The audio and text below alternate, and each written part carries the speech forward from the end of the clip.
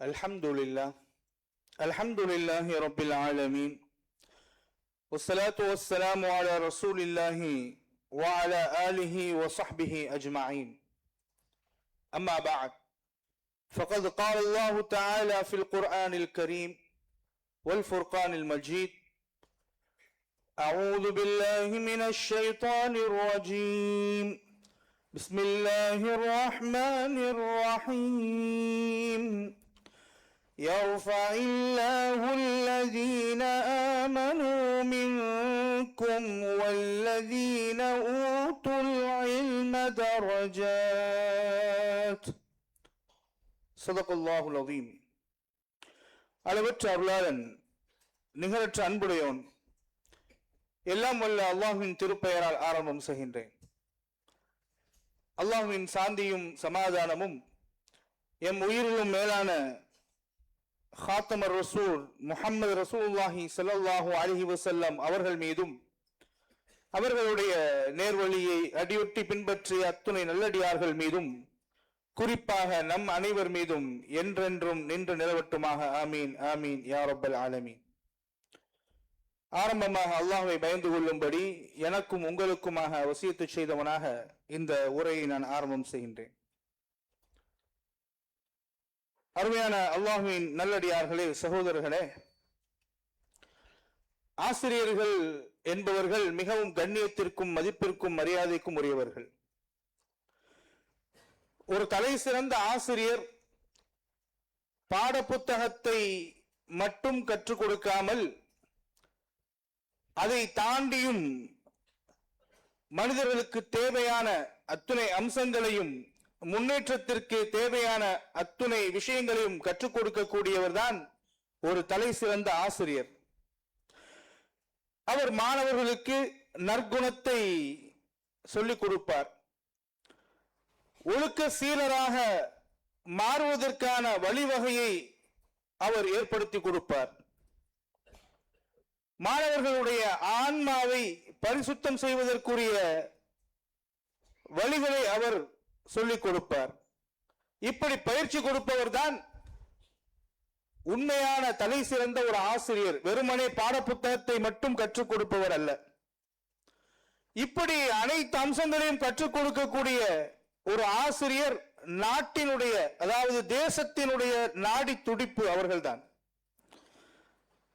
எனவேதான் இஸ்லாத்திலே ஆசிரியர்களுக்குரிய மதிப்பும் மரியாதையும் மிக உயர்வாக சொல்லப்படுகின்றது. அல் குர்ஆன் நமக்கு அற்புதமாக அவர்களுடைய அந்தஸ்தை நமக்கு சொல்லி காட்டுகிறது. அல்லாஹ் சொல்கின்றான், யர்ஃபஇல்லாஹு அல்லதீன ஆமனூ மின்கும் வல்லதீன ஊத்துல் இல்ம தரஜாத்.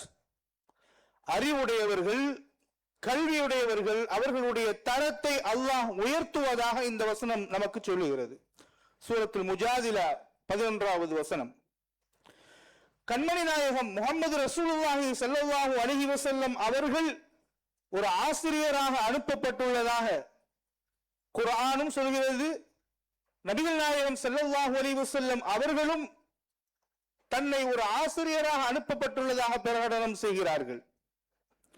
நபிகள் நாயகம் அவர்கள் சொன்னார்கள், இன்னல்லாஹ லம் யபஅஸ்னி முஅன்னிதன் வலா முதஅன்னிதன் வலக்கின் பாஸனி முஅல்லிமன் முயஸ்ஸரன்.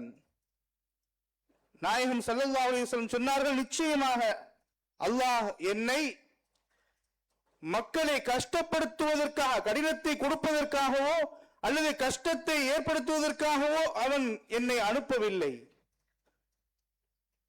மாறாக அல்லாஹ் தஆலா என்னை ஒரு கற்பிக்கக்கூடிய ஆசிரியராகவும் காரியங்களை இலகுவாக ஆக்கக்கூடிய ஒரு நபராகவும் அல்லாஹ் தஆலா என்னை அனுப்பி வைத்திருக்கிறான் என்று தன்னை ஒரு ஆசிரியராக முன்னிறுத்தி சொல்லுகிறார்கள். அந்த ஆசிரியர்களுடைய தியாகம் என்பது மிக உயர்வானது.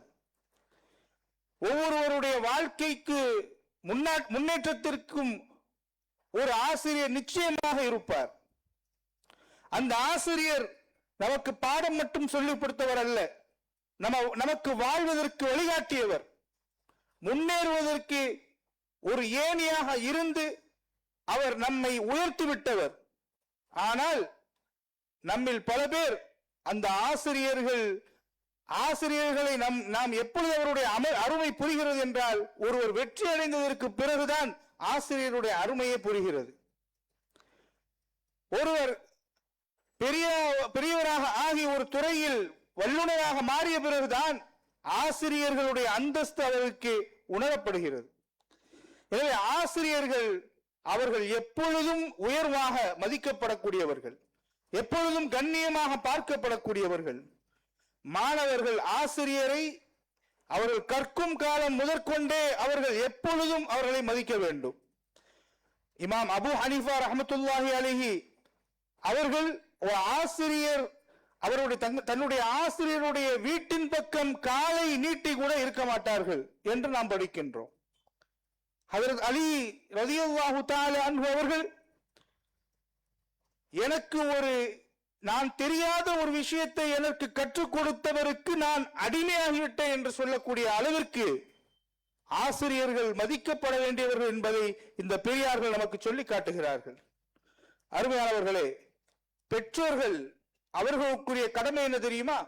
ஆசிரியர்களுக்கும் பிள்ளைகளுக்கும் இடையில் ஒரு பாலமாக அவர்கள் அமைய வேண்டும்.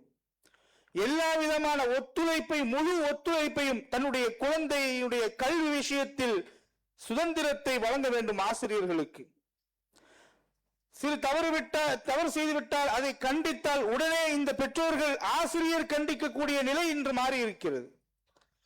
அந்த நிலை மாறி ஆசிரியருக்கு முழு சுதந்திரத்தையும் கொடுத்து தன்னுடைய அவர்கள் குழந்தையை போன்று ஒரு டெடிகேஷனோடு அவர்கள் வேலை செய்வதற்கு நாம் அனுமதிக்க வேண்டும். சமூகம் இந்த ஆசிரியர்களை பாதுகாக்க வேண்டும். சமூகம் இந்த ஆசிரியர்கள் சொந்த வாழ்க்கையிலே அவர்கள் வறுமையில் வாடினால் அவர்களுக்கு உதவுவதற்கு சமுதாயம் முன்வர வேண்டும். சமூக தலைவர்கள் அதற்குரிய சூழ்நிலைகளை ஏற்படுத்தி கொடுக்க வேண்டும். ஆசிரியர்கள் இவர்கள் சாதாரணமானவர்கள் தானே என்று மிக சாதாரணமாக கருதாமல் அவர்களுக்குரிய வாழ்க்கைக்குரிய தேவையான வசதிகளை நாம் அமைத்துக் கொடுக்க வேண்டும். எனவேதான் ஆசிரியர்களுடைய அந்த உண்மையான அவர்களுடைய அந்த டெடிகேஷனை நாம் பெற்றுக்கொள்ள முடியும். அருமையானவர்களே, ஆசிரியர்களாக இருப்பவர்கள் அவர்கள் நேர்மையோடும் தன்னுடைய தொழிலுக்கும் தன்னுடைய அந்தஸ்திற்கும் மரியாதைக்கும் பாத்திரமானவர்களாக இருக்க வேண்டும்.